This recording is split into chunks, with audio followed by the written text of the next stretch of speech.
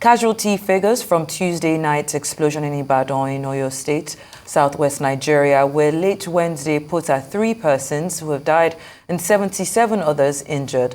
Property worth millions were destroyed by the massive blast as well, including about 20 residential and government buildings.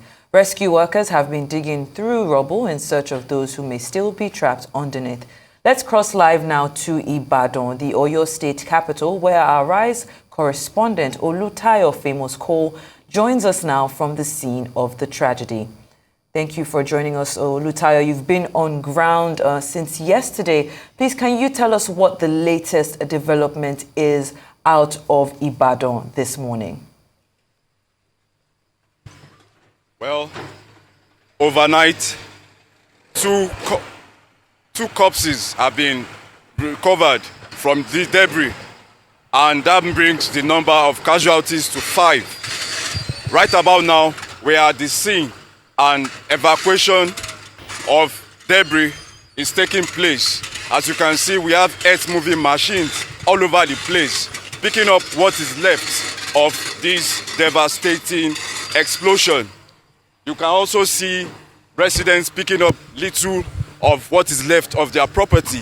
And now that the casualty has risen to 5, I spoke with the incident manager, that is Professor Temitope Alonge, and he says they are going to get to the last bit of this rubble until everybody is accounted for. And as you can see, if you look right around me, with the devastating effect, the devastating impact of the blast, everywhere is in shambles. But, you know, the evacuation and rescue mission is still ongoing. It started all through the night, after which 2 corpses were recovered, and it's still ongoing as at this moment. And work, I say, is not stopping. They are trying to get to the root of this matter, and a manhunt has been launched for the perpetrators of this heinous act, and the state government has asked well-meaning citizens to come forward and state whoever they know is involved in this catastrophe.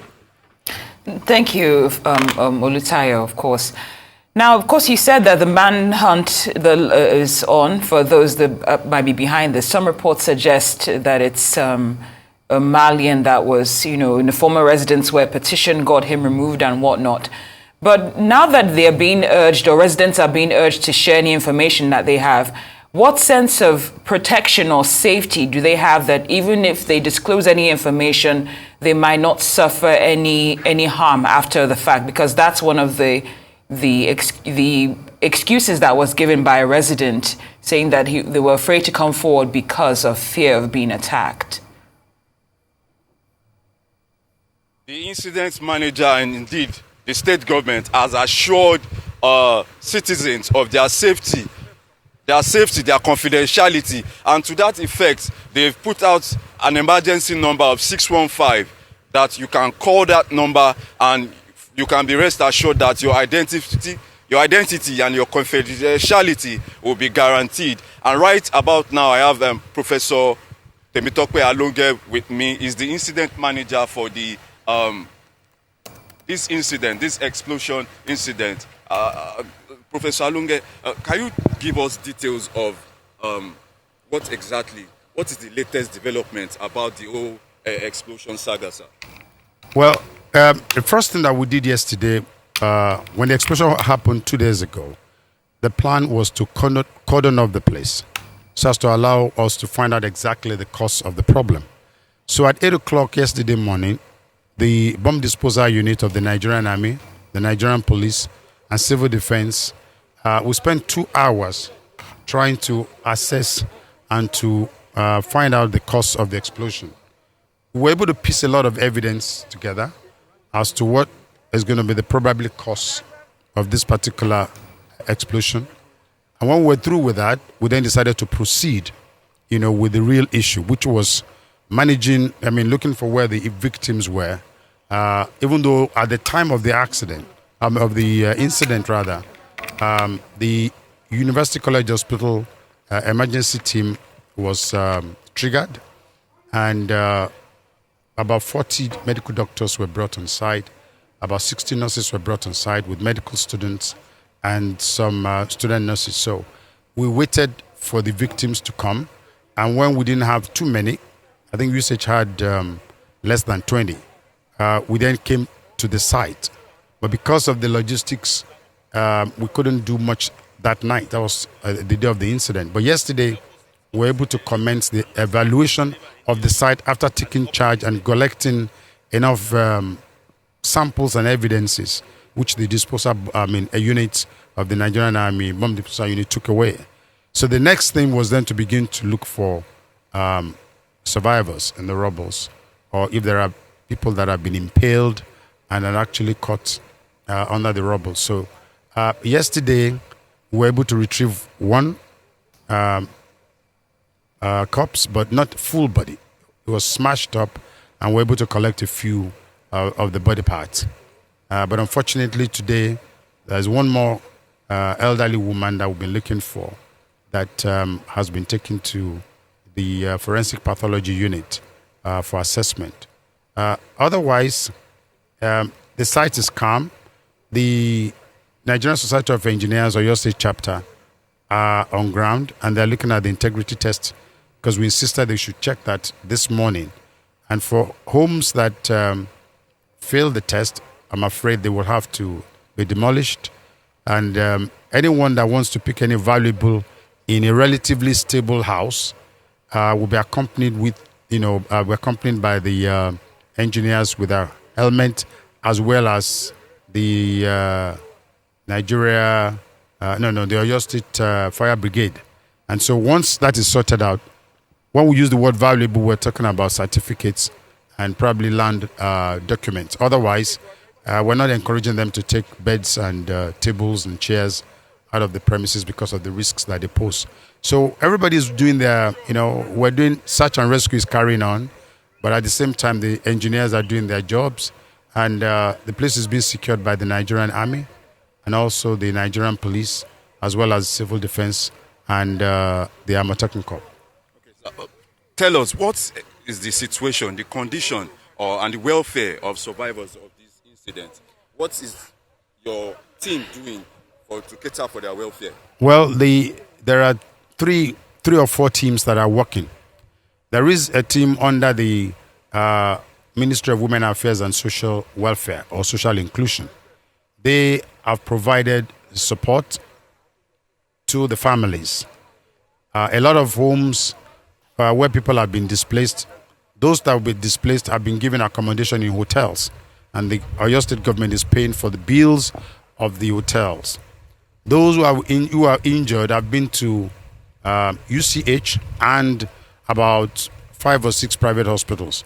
So we're trying to merge all those patients now into about 4 hospitals for ease of access. So the Ministry of Women Affairs and Social Welfare visit those patients and their relations in the hotel, in the hospitals where they are, and offer succor. At the same time, we have engaged the services of the clinical psychologists to help them come through this particular grief for those who have lost loved ones, and also to counsel those whose properties have been damaged in this. Then there is another team that is in the EOC, that's the Emergency Operation Center at the Oyo State Housing Corporation. There, yesterday, we met with the Landlord Association of the Bodija inhabitants. And what we tried to explain to them was that they should give us everything that they needed to do to try and make things a little bit easier. So the Honorable Commissioner for Health will give you information of the various hospitals where those clients are and what services they are receiving. Dr. Ajetumobi. Live on Arise News, Dr. Ajetumobi. Now, we want to know, what exactly is the casualty figure? How many lives has been lost this tragedy? So far, from our records, as at yesterday, we reported 3. But early this morning, we picked another body from the rubbles. And we also picked body parts which cannot be recognized. It was like muzzle, bulk of muzzles. So maybe 5. We still don't know whether we are still going to pick bodies from the rebels. But so far, so good. Let's say 5 altogether now. In terms of health welfare, what is the state government doing to cater for the health and the well-being of survivors of these incidents? Thank you very much. Some of the victims have relations around Ibadan. Some are staying with their relations. But those people that are badly affected that don't have anywhere to go have been asked to stay in hotels around Ibadan. And apart from their shelter, they are also providing food for them as a temporary measure. So they are there now with all those supports and even psychosocial support too for those that they need to be talked to psychologically, because this is devastating. It's a disaster. So we know that either now or later they will still need psychosocial or psychological support. So that's also being provided. And people have come to say that if we need more hands, they are on ground to help the state. So that's what has been happening now. And for those that are in hospitals, we have them in various hospitals. Some were taken to University College Hospital and they are stable, they are doing well. Some are in Redeemer's Hospital beside ASMO. They also are doing well. Some are in Hilltop Hospital at Mokola. The reports we got from there also is encouraging. The children that were taken to Jerafa, all of them were discharged that day, about 40, including some neighbors that had some minor injuries. They were dressed and they also went home. Some are with their relations now. Then we also have our Tri-State Hospital. About 3 people were taken to Tri-State Hospital behind Moli. It's only one of them that was admitted that day. The 2 others went home. Then I think we have an elderly woman at Belter Specialist Hospital, and I think she's stable also. So those are the victims that we have. Thank you so much for joining us. Okay, you have the word. We do have with us we're the only forensic pathologist that we have in the southwestern part of Nigeria with international exposure and experience. His name is Dr. Uwom Eze. He has joined in the search and rescue, and we're leveraging on his wealth of experience. But I would like him to make his comments on some of the activities that are going on. He has come physically. He's been with us from the onset, but today, since the search and rescue has gone into, it's been intensified, he has had to come to give us guidance and guidelines on things that we're supposed to be doing and doing it right. Dr. Uwom Eze. Thank you so much. So tell us, what exactly have you been able to do so far as a forensic pathologist? What development have you been able to bring to the table? I believe the incident manager, who has done tremendous work of coordinating activities here, has already briefed you on what we've done, both in the rescue and the recovery efforts. Unfortunately, we are merging into recovery efforts.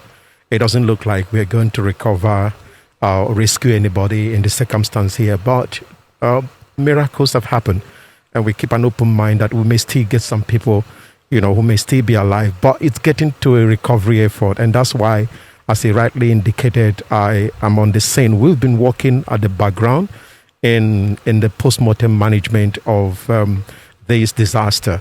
And that is essentially in disaster victim identification. And our state government has really done very well in activating all the phases. Once it happened, right into the midnight, our own operation was activated from the very first deceased person. And we started operation. We've adopted the Interpol protocol in handling the deceased person according to international standard. And so we are following all the phases. We've been able to set up anti-mortem team and the post-mortem team at the University College Hospital, and they are all functioning as I speak to you. We started just the day after the incident that took place on that fateful night. And I can tell you that so far, we've received all the support that we require in this phase of operation. It's ongoing, and it may take quite some time. Sometimes you cannot be too sure how long it's going to last. But we'll stay on until we are able to account for everybody, and that every family will be able to have answers about their loved ones clarified. And we are not going to go home until we are able to clarify that. And that's why we are here on the site. And I must commend the incident manager. I must also commend the Honorable Commissioner for Health, who has really made sure that there is smooth operation. And I hope that with the cooperation of members of the public, especially those that are missing their loved ones, we'll be able to work with them with their patience so that we can go through this and adhere to international best practice. Thank you. Thank you so much. Thank you so much, sir. So the vehicles that have been recovered from the site, we have about 12 vehicles. We're taking all of them to the Ministry of Environment, even though we've taken samples, from the excavation site and all of the surrounding about 100 meters from the site of the explosion. But of course, because of the vehicles that have been crumpled, we are not sure whether we'll be able to get other samples or evidences that will buttress what things that have been found. So I want to appeal to those who have vehicles in the street that they don't have access to their vehicles. What they will be allowed to do is that they will only inspect their vehicles at the Oyo State Ministry of Environment, where the bomb squad will still go and conclude all the investigations that are carrying out. Thank you so much for joining us on Arise News today. Yeah, you heard it all, the word of assurance from the Oyo State government, and indeed the rescue and evacuation team is that all victims will be accounted for. Everybody will be accounted for, and all families will eventually smile back at the end of the day. It's over to you in Lagos. Olutayefe Mosko, we'd like to thank you for joining us here on Newsday, and thank you for also bringing us up to speed. And also, we'd like to extend our appreciation to the officials that are on ground to ensure that every stone is left unturned. Thank you so much.